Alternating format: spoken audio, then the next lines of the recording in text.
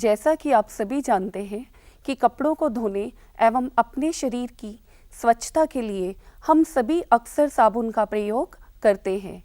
क्या आपने कभी अनुभव किया है कि कभी-कभी बार-बार अधिक मात्रा में साबुन लगाने पर भी झाग मुश्किल से बनता है और जल से शरीर धो लेने के बाद भी कुछ अघुलनशील सा पदार्थ जमा रहता है। आज हम प्रयोग के माध्यम से इसका कारण जानने की कोशिश करेंगे। इस प्रयोग में हम मृदु और कठोर जल में साबुन की निर्मलन क्षमता का तुलनात्मक अध्ययन करेंगे। साथियों, वह जल जो साबुन के साथ झाग बनाता है मृदु जल है और वह जल जो साबुन के साथ झाग नहीं बनाता वह कठोर जल है।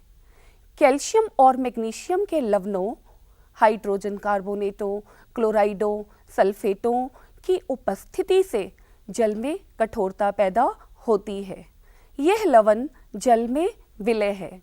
जब भी कठोर जल में साबुन मिलाया जाता है तो यह लवणों से अभिक्रिया करके पृष्ठमल बनाता है जो अविलय है और जल के पृष्ठ पर तैरने लगता है।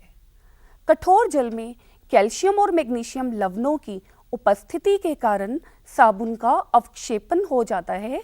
इसी कारण इसकी निर्मलन क्षमता और झाग देने की क्षमता कम हो जाती है। इस प्रयोग के लिए आवश्यक सामग्री एवं उपकरण है भौम जल, आसुत जल, कैल्शियम क्लोराइड 2 ग्राम, साबुन का नमूना, 3 वॉच ग्लास, 3 परख नलियाँ, परख नली स्टैंड, 3 कॉर्क, 3 बीकर 100 मिलीलीटर, कांच की छड़, 3 मापक सिलेंडर 10 मिलीलीटर, 1 मार्कर पेन, 1 मापक स्केल, त्रिपाद स्टैंड, बर्नर, तार की जाली। अब हम अपना प्रयोग शुरू करते हैं। सबसे पहले हमने बीकर ए में 20 मिलीलीटर आसुत जल लिया है।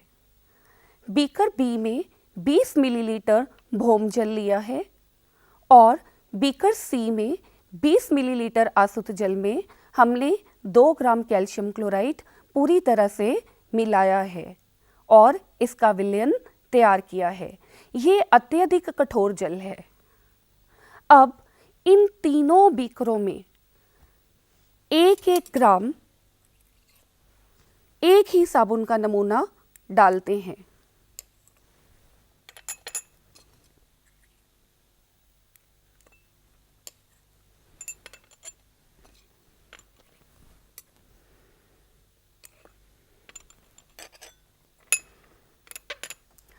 अब 3 अलग अलग कांच की छड़ों की मदद से हम इन तीनों बीकरों में साबुन का विलयन तैयार करते हैं। हम कांच की छड़ से तब तक हिलाएंगे जब तक कि ये साबुन पूरी तरह से घुल नहीं जाए। साथियों, इस घोलने की प्रक्रिया को तेज करने के लिए हम इसे गर्म कर रहे हैं।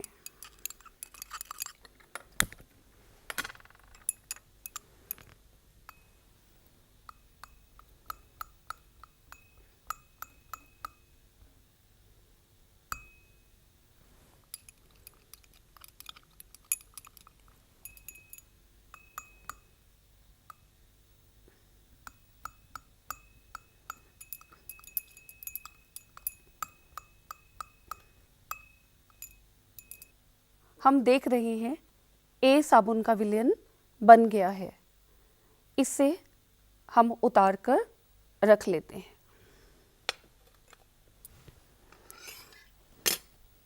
इसी प्रकार हमने भौम जल में 1 ग्राम साबुन डालकर इसे पूरी तरह से घोला है और घोलने के लिए इसको गर्म किया है।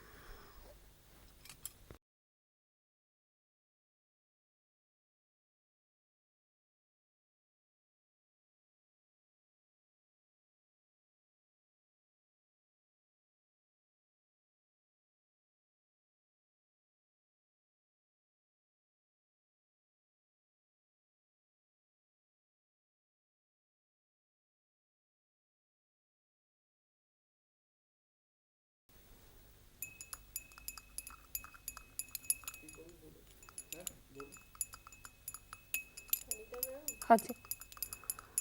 अब सी बीकर में भी हमने 1 ग्राम साबुन 20 मिलीलीटर अत्यधिक कठोर जल में डाला है और इसको हम घोल रहे हैं।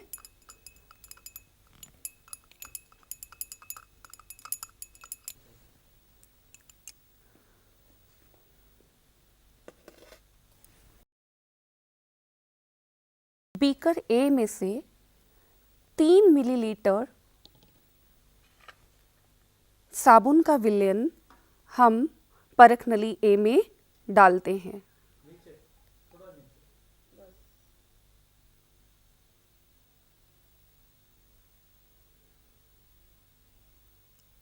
मार्कर की सहायता से परख नली में भरे साबुन विलयन ए की प्रारंभिक ऊंचाई चिन्हित करते हैं।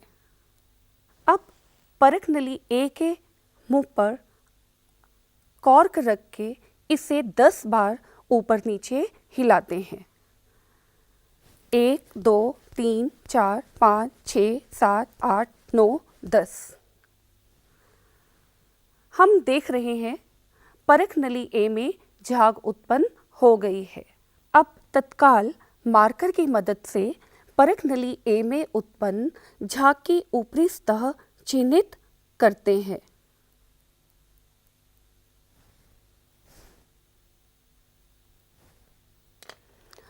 अब मापक स्केल से परख नली ए में उत्पन्न हुई झाग की ऊंचाई की परत मापते हैं।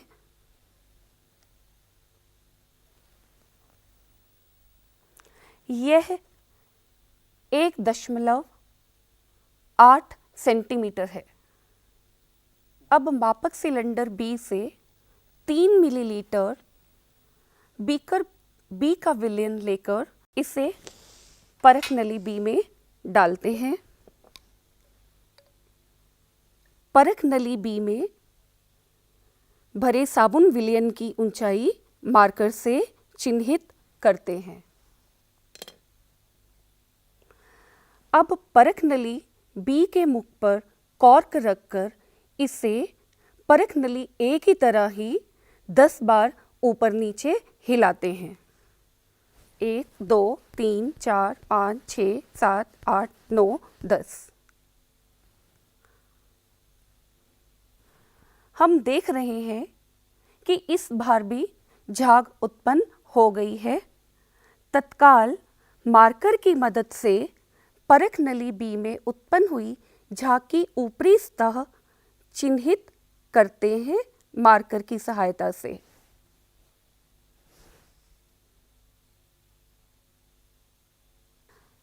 अब मापक स्केल से परख नली बी में उत्पन्न हुई झाग की सतह की ऊंचाई मापते हैं।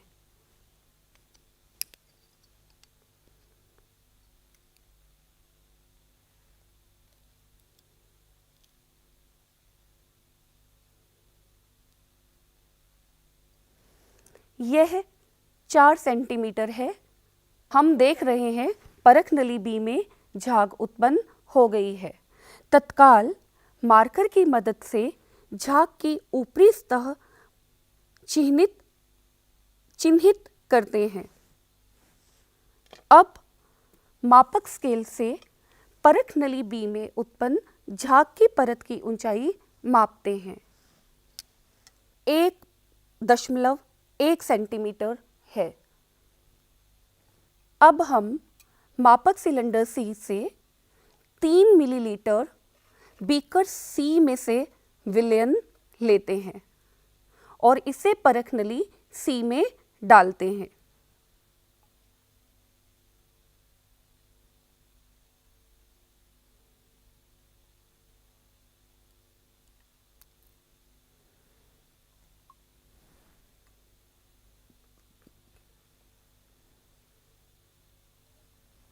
अब परख नली सी में भरे हुए साबुन विलयन सी की ऊंचाई चिन्हित करते हैं।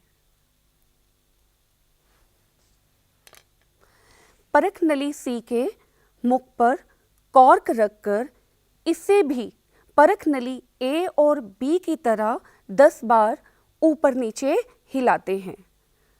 1 2 3 4 5 6 7 8 9 10। साथियों, हम देख रहे हैं कि परख नली सी में उत्पन्न झाग ना के बराबर है और परख नली सी में हमें जल के ऊपर पृष्ठमल तैरता हुआ दिखाई दे रहा है। हम मार्कर की मदद से इसमें उत्पन्न हुई थोड़ी सी झाग की ऊपरी सतह चिन्हित करते हैं। आप देख रहे हैं कि प्रारंभिक ऊंचाई और अंतिम ऊंचाई एक समान है, अर्थात परख नली सी में उत्पन्न झाग की परत की ऊंचाई लगभग 0 सेंटीमीटर है।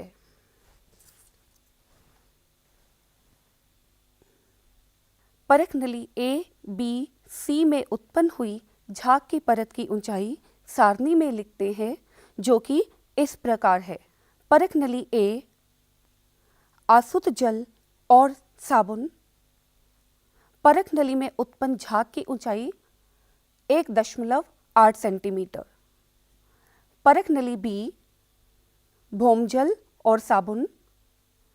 परख नली में उत्पन्न झाग की ऊंचाई 1.1 सेंटीमीटर। परख नली सी, कैल्शियम क्लोराइड वाला कठोर जल और साबुन। परख नली में उत्पन्न झाग की ऊंचाई 0 सेंटीमीटर। हमने देखा कि आसुत जल में बने साबुन विलयन से उत्पन्न झाग की मात्रा सबसे ज़्यादा है। भौम जल से बने साबुन विलयन में उत्पन्न झाग की मात्रा पहले से कम है। इसका कारण भौम जल में थोड़ी मात्रा में कैल्शियम और मैग्नीशियम लवणों की उपस्थिति है। इन लवणों के कारण साबुन की कुछ मात्रा का अवक्षेपण हो जाता है। बचे हुए साबुन से झाग बनी है, पर आसुत जल में बनने वाली मात्रा से कम। बीकर सी में अत्यधिक कठोर जल से बने साबुन विलयन में झाग उत्पन्न नहीं हुई है और परख नली सी में पृष्ठमल साफ साफ दिखाई दे रहा है। ऐसा इसलिए हुआ है क्योंकि अत्यधिक कैल्शियम लवण की उपस्थिति के कारण साबुन का अवक्षेपण हो गया है। इसी कारण कठोर जल कपड़े धोने एवं नहाने के लिए अनुपयुक्त है। इस प्रयोग को करते हुए हमें कुछ विशेष सावधानियां रखनी चाहिए, जो कि इस प्रकार हैं। मृदु जल और कठोर जल के लिए साबुन के एक ही प्रतिदर्श का प्रयोग करना चाहिए। सभी साबुन विलयनों में साबुन प्रतिदर्श की मात्रा समान होनी चाहिए। प्रत्येक साबुन प्रतिदर्श में जल की मात्रा भी समान होनी चाहिए। सभी परख नलियां समान व्यास वाली होनी चाहिए। प्रत्येक विलयन को एक ही प्रकार से समान बार हिलाना चाहिए। झाग बनते ही तत्काल उसकी ऊंचाई चिन्हित करनी चाहिए। साबुन विलयन बनाने के लिए गर्म करते हुए तार की जाली का प्रयोग अवश्य करना चाहिए।